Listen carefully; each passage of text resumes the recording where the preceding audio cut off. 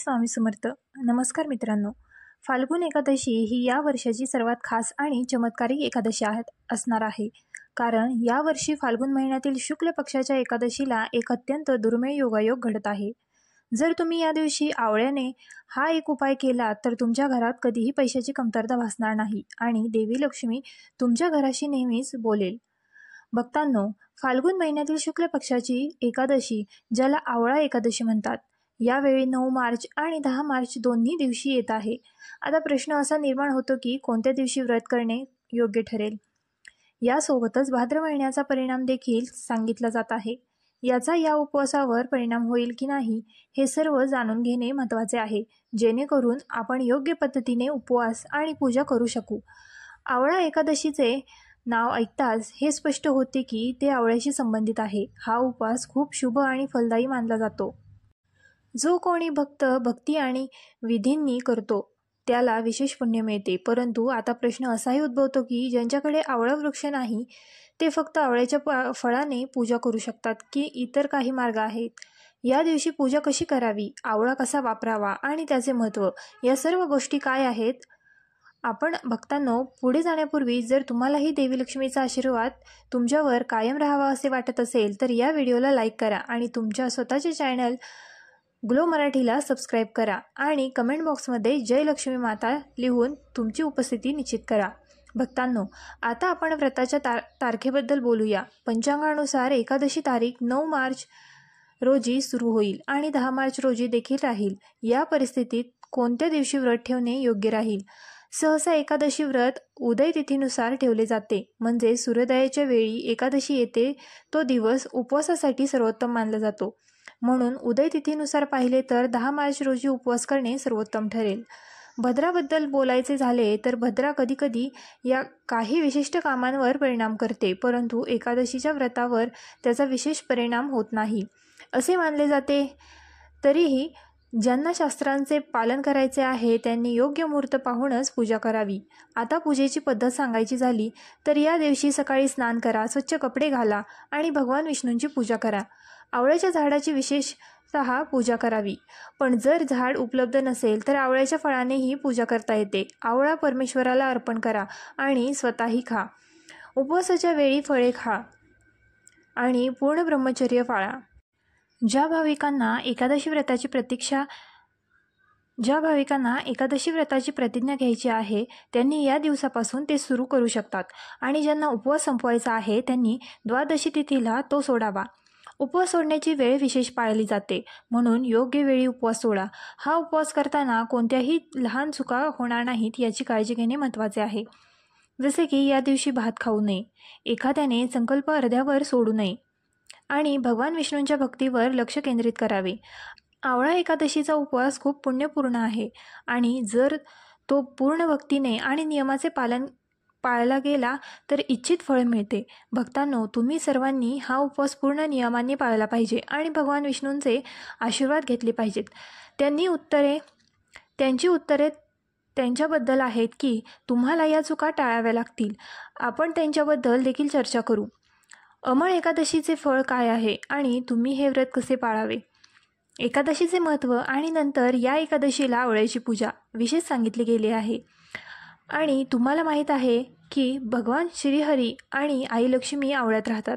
जर आवळ्याची पूजा केली जात असेल आणि एकादशी ही भगवान श्रीहरींची आवडती तिथी आहे तर त्यात किती मोठे योगदान दिले जात आहे. पहिली पूजा म्हणजे आई लक्ष्मी आणि भगवान श्रीहरी यांचे निवासस्थान.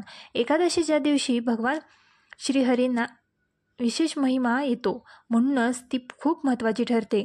म्हणून तुम्ही माहिती देता की ही उपवासाची पद्धत आहे आणि नंतर आम्ही तुम्हाला उपवास कधी करायचा ते सांगू. आम्ही पूजेची पद्धत सुरू करू. तुम्ही स्त्रीची पूजा कशी करायची हे अंमलात आणले आहे का. एकादशीच्या दिवशी तुम्हाला काही खास साहित्य गोळा करावे लागेल. तुमच्याकडे आवळ्याचे झाड आहे का. जर तुमच्याकडे आवळ्याचे झाड असेल तर ते सर्वोत्तम असेल. जर तुमच्याकडे आवळ्याचे झाड नसेल तर तुम्ही मंदिरात जाऊन आवळ्याचे झाड असलेल्या ठिकाणी पूजा करू शकता. आम्ही तुम्हाला आत्ताच येथेच पद्धत सांगू. दुसरा पर्याय म्हणजे जर तुमच्याकडे आवळ्याचे झाड नसेल तर तुम्ही या एकादशीला आवळ्याच्या फळाने पूजा करू शकता. आम्ही तुम्हाला येथे व्हिडिओद्वारे पद्धत देखील सांगू की जर तुम्हाला फळाने पूजा करायची असेल तर आवळ्याच्या फळाने पूजा कशी करावी लागेल.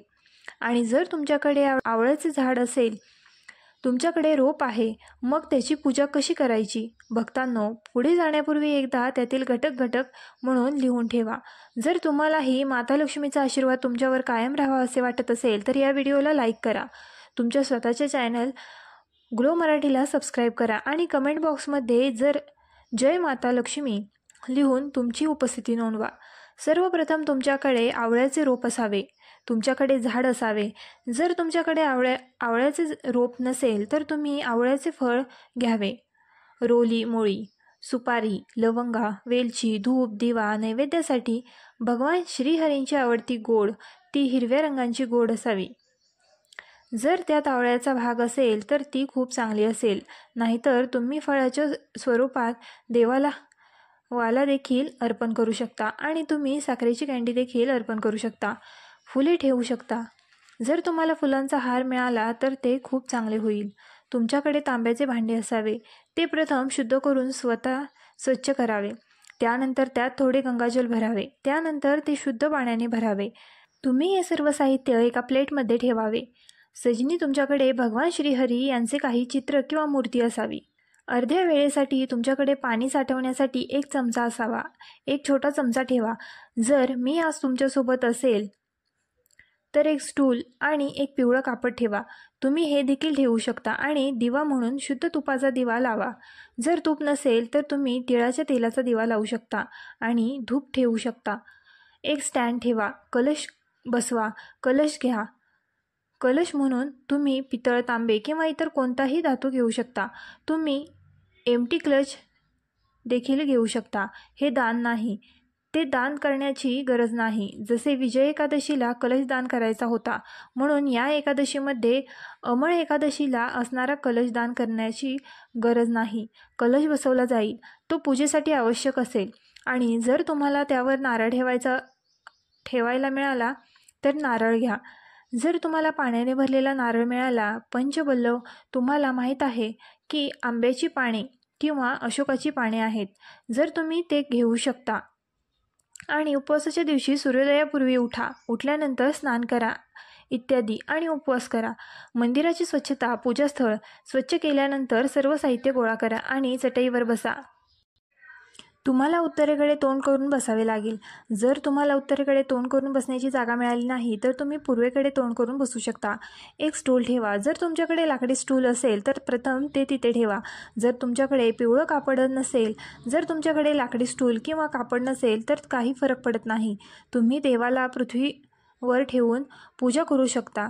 तुम्हाला माहीत आहे की आम्ही तुम्हाला ती पद्धत सांगतो ज्यामध्ये सर्वात सामान्य व्यक्ती देखील पूजा करू शकते. आपण आपल्या साधन संपत्तीत देवाची पूजा करू शकतो, कारण एकादशीची पूजा ही अशी पूजा आहे की श्रीमंतांपासून ते गरिबांपर्यंत सर्वजण शेवटच्या श्वासापर्यंत ती करतात.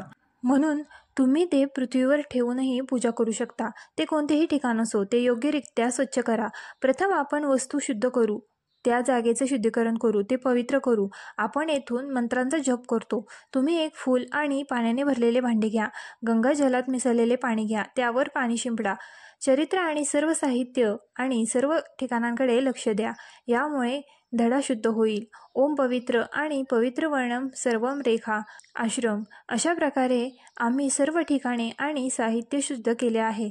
आता आम्ही प्रभूची स्थापना करू. प्रभूची स्थापना करण्यासाठी सर्वप्रथम जर व्यासपीठ असेल तर तुम्ही व्यासपीठावर पिवळं कापड पसरवलं पाहिजे. तुम्ही ते व्यासपीठावर ठेवत असाल किंवा पृथ्वीवर जिथे तुम्ही प्रभूला ठेवणार असाल, तुमची मूर्ती असो किंवा चित्र असो, तुम्ही त्या ठिकाणी प्रभूला आसन द्यावे. तुम्ही कसे आसन द्याल तिथे थोडेसे फूल द्यावे. फुले ठेवा आणि देवाप्रती अशी भावना बाळगा की आपण येथे देवाला एक आसन अर्पण करत आहोत, जेणेकरून देव त्यावर बसू शकेल. आणि त्यावर देवाचे चित्र किंवा मूर्ती ठेवा, ती काहीही असो. ज्या ठिकाणी तुम्ही तुमचे भगवान श्रीहरी नारायण स्थापित केले आहेत त्याच्या उजव्या बाजूला आवळा वृक्ष ठेवा. जर तुमच्याकडे आवळा कुंड किंवा आवळा वनस्पती असेल तर ती तुम्ही ठेवलेल्या देवाचे चित्र आणि मूर्तीच्या उजव्या बाजूला ठेवा.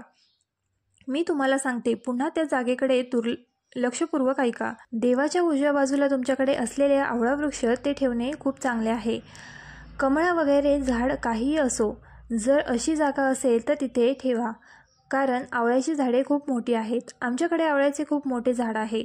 तुम्ही हे एका ठिकाणाहून दुसऱ्या ठिकाणी नेऊ शकत नाही. म्हणून एक काम करा, तिथेच त्याची पूजा करा, देवाची स्थापना करा. तिथे आवळ्याच्या झाडावर भगवान श्रीहरी इत्यादींचे चित्र स्थापित करा, कारण या व्रतात आवळ्याचा महिमा खूप जास्त असतो. भगवान श्री हे मुख्य देवता आहेत. त्यांचा महिमा कधीही कमी होऊ शकत नाही. व्हिडिओ आवडला असल्यास आपल्या ग्लो मराठी चॅनलला लाईक, शेअर आणि सबस्क्राईब करायला विसरू नका.